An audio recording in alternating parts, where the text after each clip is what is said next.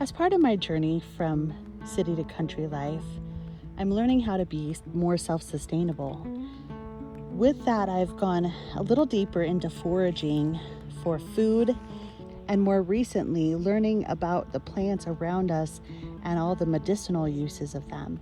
Today I get to go to beautiful Farragut Park and spend a day hike with a herbalist learning all about the medicinal qualities of the plants around us.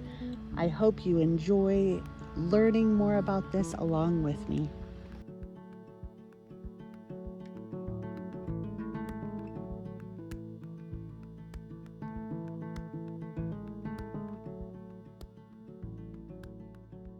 Well, I'm Michelle, and I run Tamarac Gardens, and we are here in Athol. We have a property, we have 3 acres in Athol, and we have learned how to use it to make medicine for our family.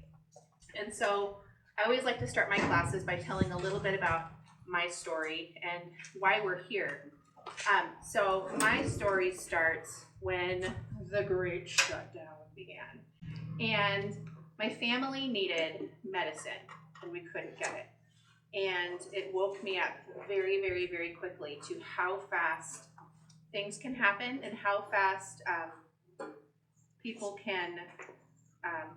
that are dependent on a pharmacy can die, possibly. And so it got me looking at my yard and going, there has to be a better way to do this. There has to be a better way to care for my family. What do I do if they decide that all of a sudden ibuprofen is controversial and I can't get it for my son's headache? Or what if my dad's diabetes medication is all of a sudden considered controversial and he doesn't have insulin? What do I do then?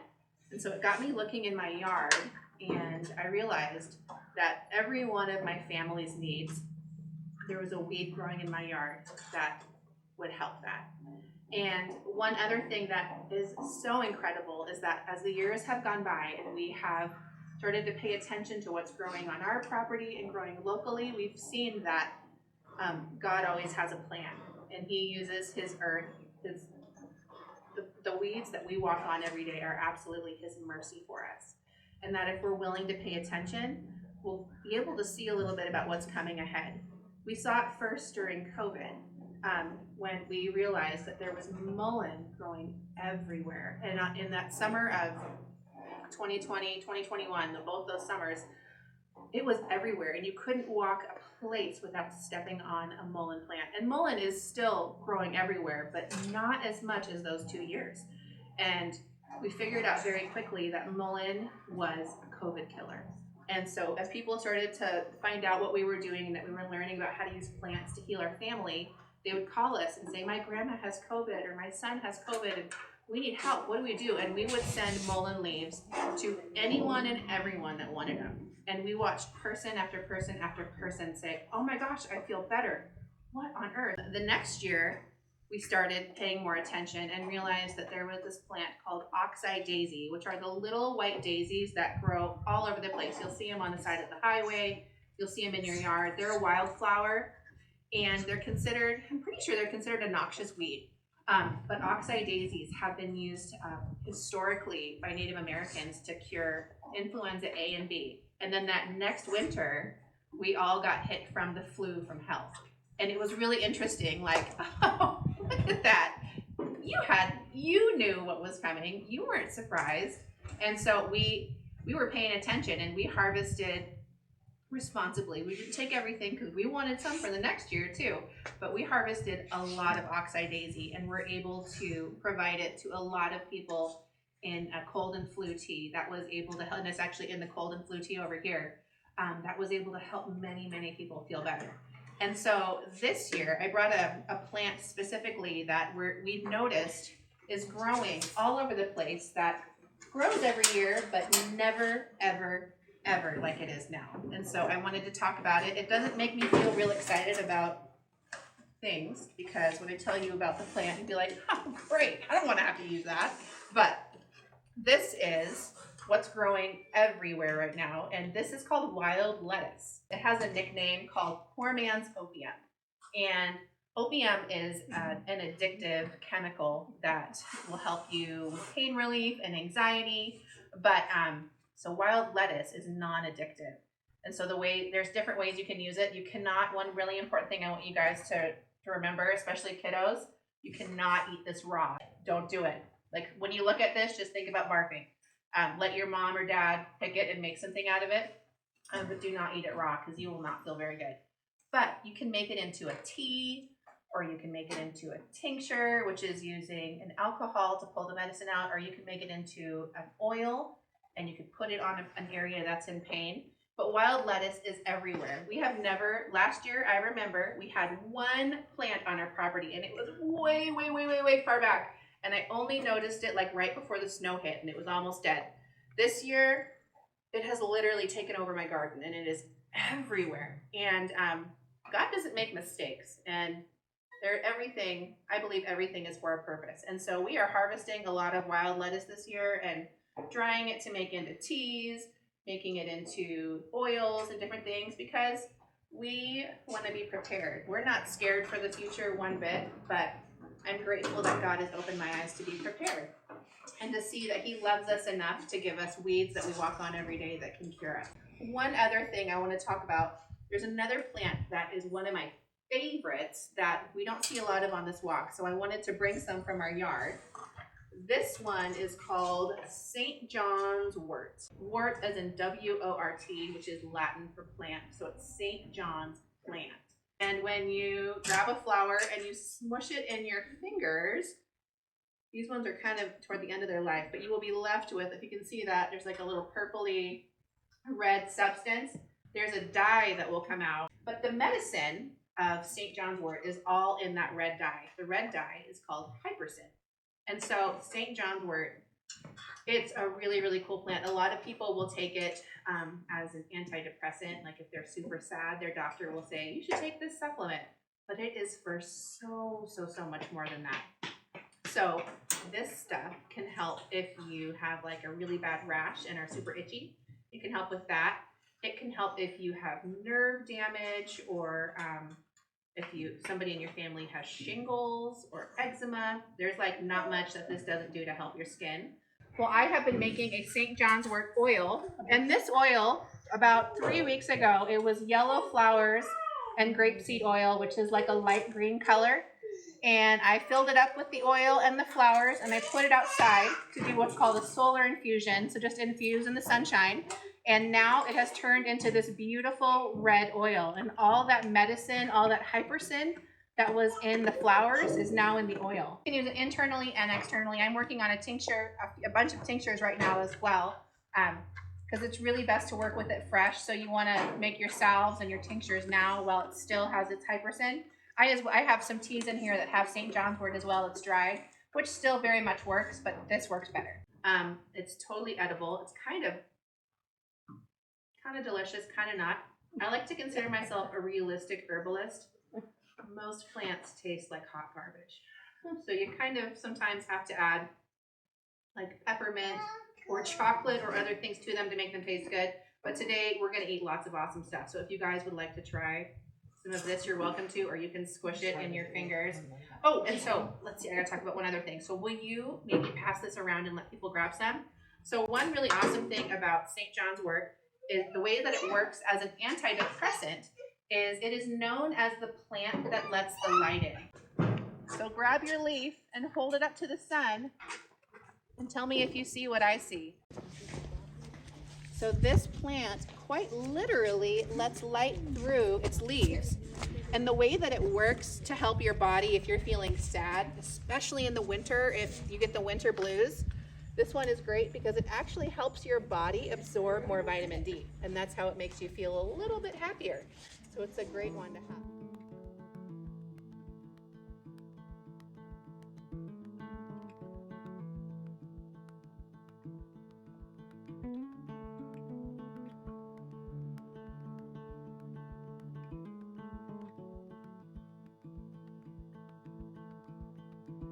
If I'm going to buy one book, I would buy this one and save the rest for later.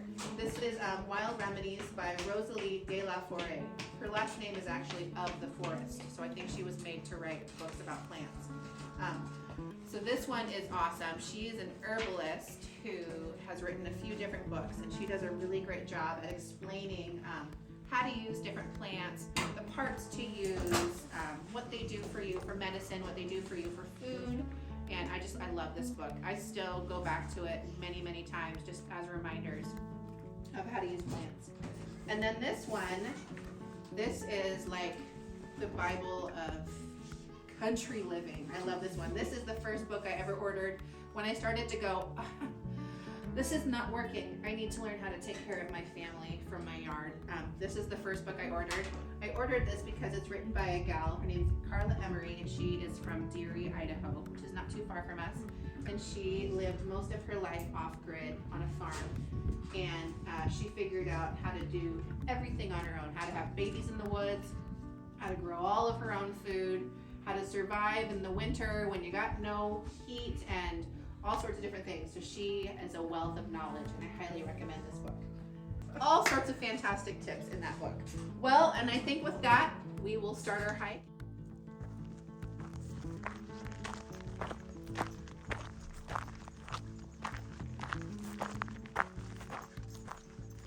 Plantain, that is also known as, its nickname is snakebite plant. And a really good way to identify it is it has all these veins that are growing.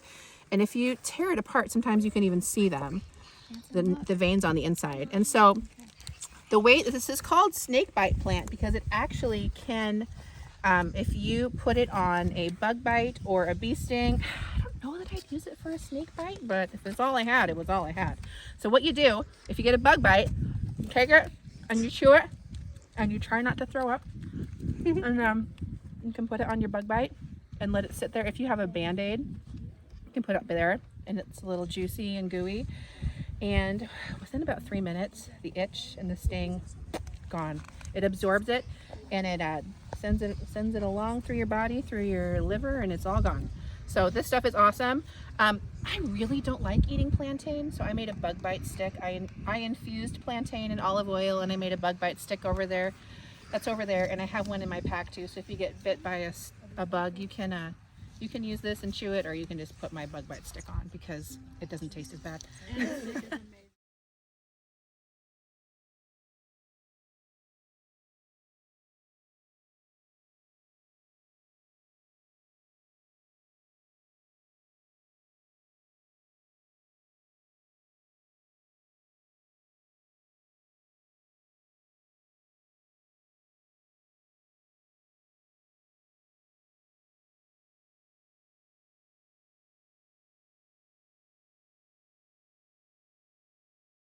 So the difference between plantain is that it only has vertical veins and not these diagonal ones. This is hound's tongue, not plantain. That's the difference. Thank you. All right, this one, it's called Napweed, but for you guys, I think you should call it Nopeweed. It's a big fat nope. It won't really make you sick if you eat it, but your dogs, they will not do well if they eat it. So this is a good one to pull out. Most plants, I'm sure this plant has a fantastic purpose for some mosquito or a bee or something, but for us and for our pets, this is no bueno. So just consider it nopeweed. Yeah, when you see this little purple, it almost looks like a pineapple. It's like so pretty. I really wish I could just put it in my mouth, but I'm not going to. So because it's nopeweed. Talk a little bit about mullein while we're here. Mullein is what's known as a biennial plant, which means it has a 2-year life cycle. These mullein down here are all on their first year of life. So mullein leaves are fantastic for all things upper respiratory. And so one little one-liner that I want you guys to remember, if you only take one plantain that's more of an oval shape, and we'll probably see some follows the plant. As we walk, if we do, the medicine follows the plant. What a great way to identify it when the broadleaf and the narrowleaf are both the same. They have all of its energy and saying, that go from the top to the bottom. That's where the medicine is at. So right now, we're only seeing the leaves of this only up and down. There's no one main vein. There's just a whole lot of veins. And so that's the way, a good way to identify what you've got. Or a sore throat. All right, let's go. You want to look for ones that only have leaves and don't. We'll see some with a tall stalk that are growing flowers. The ones with the tall stalk that are growing flowers, those flowers are where the medicine is. The medicine is not in the leaves because the energy is in the flowers and not in the leaves. So these are great ones for using for a cold, anything upper respiratory. You can make it into a tea. You can even make it into a salve and rub it on your chest. My husband likes to dry it and then he puts it in his pipe and he actually smokes it. You can, for kids, what I do for my boys is I will wrap it up and then light it on fire and put it in a pan and just let them breathe it next to them. So let me tell you a really cool story about Mullen. Mullen is covered with all these little hairs. And if you were to like rub this on your arm a lot, your arm would actually probably turn red. And it'll be kind of irritated there, but it also is promoting blood flow. So it's bringing healing to that area. But if you use it for toilet paper, all those little irritating hairs would get stuck there. So but this would be like my last choice. I like to pack toilet paper. But cool story about mullein leaves. So a gal that came to one of my classes last summer, she lived next door to a company or a big plant that made essential oils. And so they had like different sheds all over the property, and people would drop off plants to those different sheds and then they would use them to make essential oils. So there was a shed where people would drop off mullein leaves. And there were 2 women, and it was their job to go in every night and turn the leaves to make sure that they dried the right way. And they dried evenly. And one of them had emphysema, which is a really bad like coughing disease. And then the other one had arthritis. And they were both not in great shape, but they did their job every night. They just went in with bare hands and just turned them. Within 3 months, they both were healed. And all they did was just touch and breathe. And mullein is so potent and so powerful. And it's actually considered a noxious weed. And if you buy a new property and county comes out, they'll tell you, oh, get rid of that. It's terrible. But this stuff can actually save your life. So another way of God's mercy to us that we walk over every day. And yet you see his love for you in the weeds that are growing in the ground. This mullein is on its 2nd year of life. So on its 2nd year of life is when it grows a stalk and it grows these yellow flowers. So the leaves are great for your respiratory health. The flowers are equally medicinal and helpful, but they do 100% different things. So these flowers are a really, really potent antiviral. They also are a really great pain reliever, and they can also help with some antibacterial benefit. The reason why I use garlic with it is because garlic is a natural antibiotic. So when you add in the antiviral, antibacterial, antibiotic, you've got like something way better than you'll ever get from a pharmacy. And so then you just drop that in your ears and it'll help get rid of an ear infection.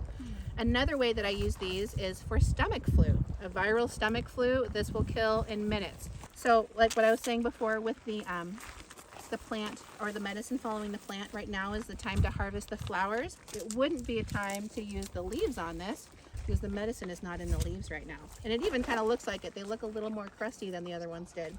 But the medicine is in the flowers. So one thing to note with that is bugs love mullein. And so when you harvest flowers and ticks, you'll probably get some gross stuff crawling on you. And it's just part of the process. So yeah.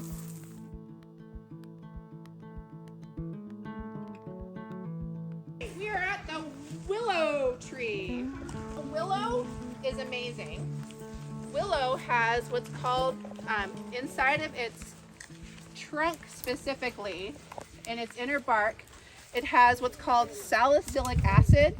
And if you were to buy a bottle of aspirin and look at the active ingredients, the #1 active ingredient is salicylic acid.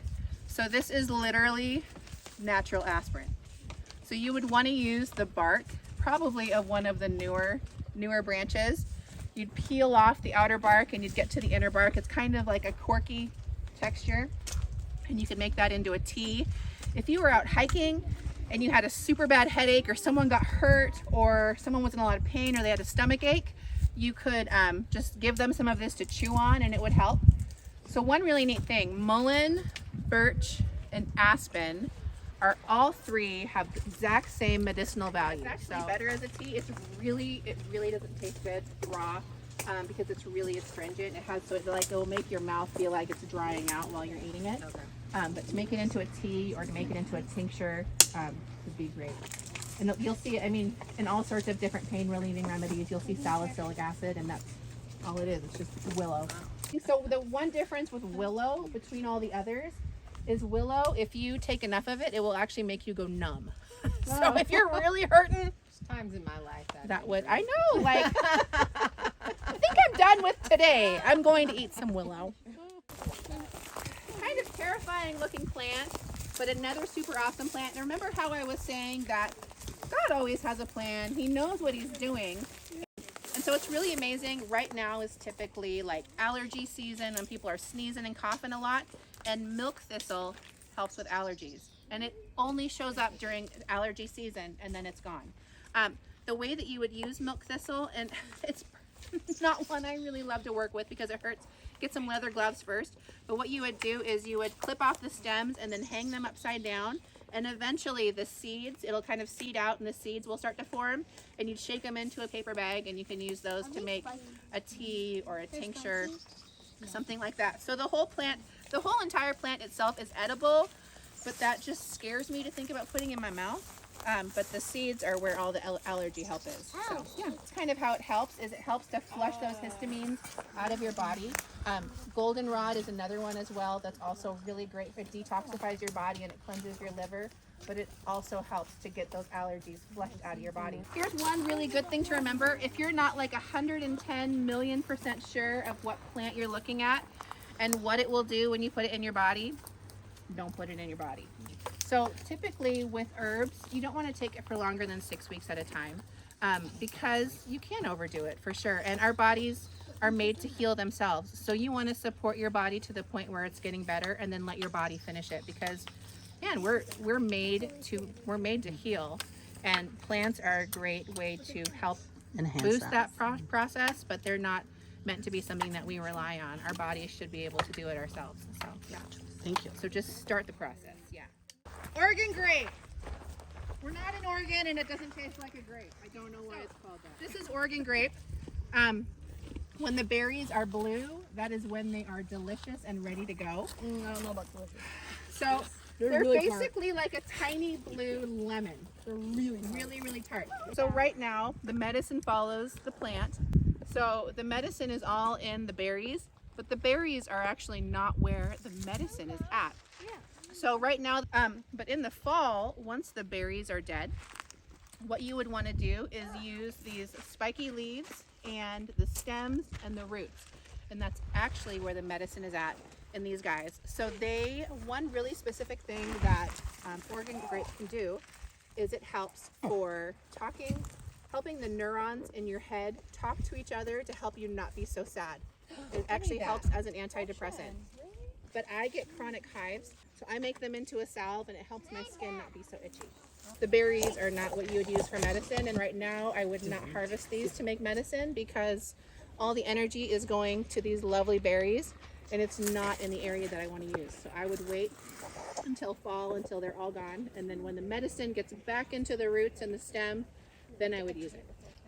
And you'd want to, since you're basically working with bark, it'd be really hard to drink as a tea, and you would want to probably infuse it into an oil or do a tincture with it with alcohol. So you could just take like one dropper, because when you make a tincture you only need like a dropper full at a time, maybe a couple, and so it's over with a lot quicker versus drinking a whole cup of tea that tastes terrible. For alcoholics that don't do alcohol? So you can use apple cider vinegar or vegetable glycerin too. Both of those, they won't pull as much medicine out and they won't last as long as the ones that you use alcohol with, but are still highly medicinal and fantastic. Yeah, a lot of plants aren't very water soluble and they like other kinds of mediums to pull the medicine out. And so using a glycerin or a vinegar or an alcohol will always pull more medicine out than water will, always.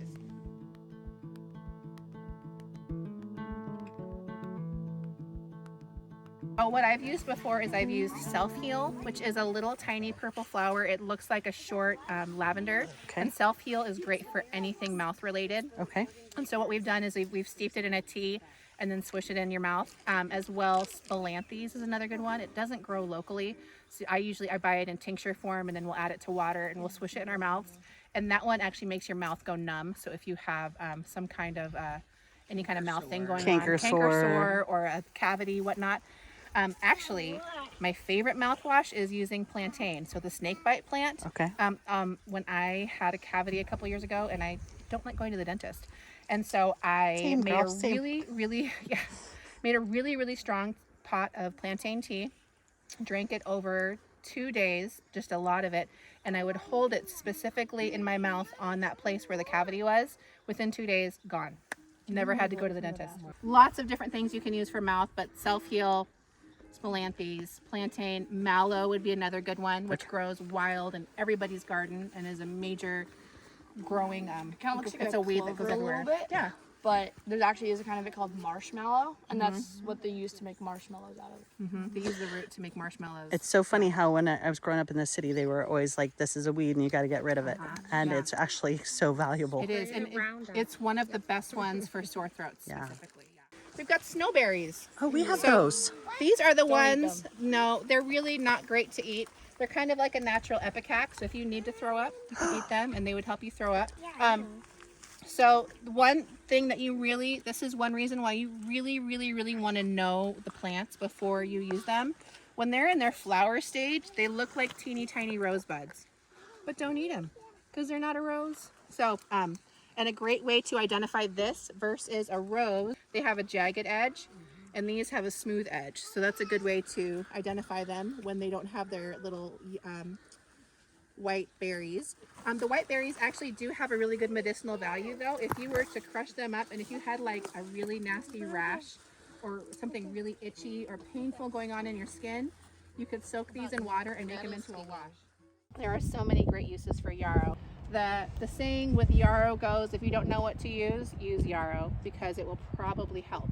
So this is a fantastic one to have around. I have a yarrow tincture over at the shelter over there, and it is part of our first aid kit that I always have with me. We use it for so many different things. If you are you're out hiking and somebody gets a nasty cut, just grab some yarrow and you can just put it on there. You can rub it on, you could chew it up and then put it on. It really works better if you kind of mash it up a little bit first so that you can get some of the medicine to kind of start flowing, and then put it on the cut and it would help it to stop bleeding. So it won't take your fever away, but it will help your body work with the fever and let the fever do what it needs to do without you being miserable. It will constrict blood vessels when needed, but it will open blood vessels when needed as well.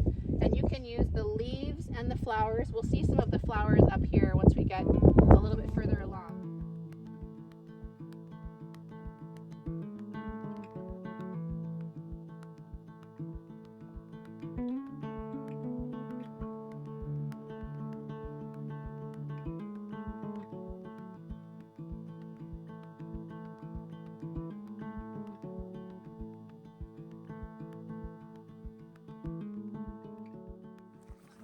So this is part of the mint family.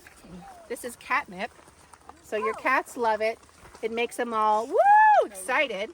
So humans and cats are very different. So the reason why I know it's in the mint family is because mint stems are always square.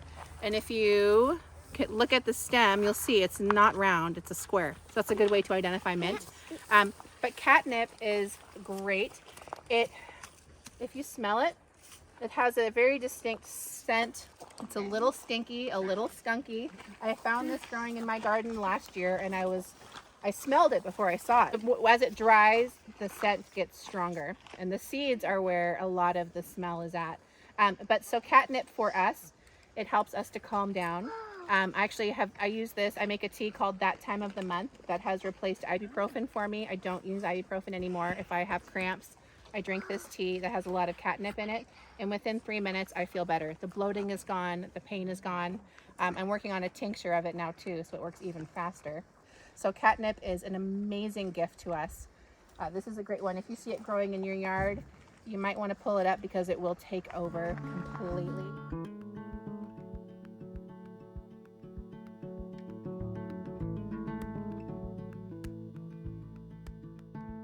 When the honeysuckle has the flowers, they look like little orange trumpets. They are so delicious, 100% edible, and they literally taste like a honey-soaked flower, like super good. And there are honeysuckles that are edible, and there are ones that are not. And it's really hard to tell the difference between the two. And they do. And since I can't tell the difference, we just don't eat it. So this is an elderberry tree. If we were here about 3 weeks ago, we would see all these beautiful little tiny delicate white flowers. Those are elder flowers.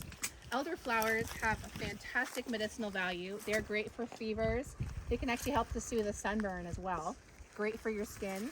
And now the berries are growing, so the leaves have fallen. The berries are growing. They won't be ready until it gets cold in the fall, but the berries are great for immune support.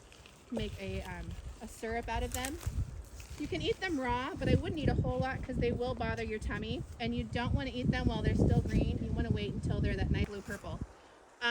One other thing you really want to note is that the stems and the leaves have cyanide in them. So my favorite way to use an elderberry is once they're ripe and ready to go, I'll pop them in the freezer for a day, and then I will get all the berries off and they'll just pop right off, and I don't have to worry about getting all the juice squeezing everywhere. And you want to get off as many of the stems as possible. A little stem, no big deal. A lot of stem, you probably won't feel so hot. So yeah, stay away from the cyanide.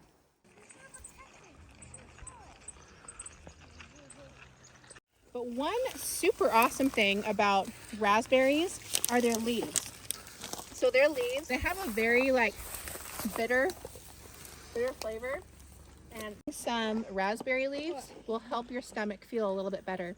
So if you've heard people talk about digestive bitters, that's what that is. It kind of helps your body to work through food a little bit better. It supports your gut. And so that's a great thing to do. Raspberry leaf I also use in my that time of the month tea.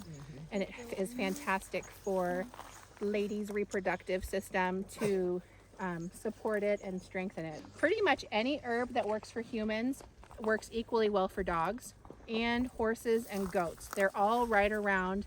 They have really similar disposition. So this is a hawthorn tree, and the reason why I know it is because you can tell by the thorns growing on it, which hawthorn. But hawthorn is known as a heart herb, and it actually can help with your heart function. Hawthorn as well, though, can help you sleep. So you can use the berries, the leaves, and the flowers. And I prefer the flowers over the other two. The flowers have a really sweet apple-y flavor. The berries are rough to get down. They're really seedy and they're a little much. But the leaves, so if you can get the flowers before they berry out, that's where it's at. Yeah. Perfect. Well, thanks. Yeah, you're welcome. We have one in the middle of our garden and it is lovely. You just don't want to get too close because these thorns really do hurt.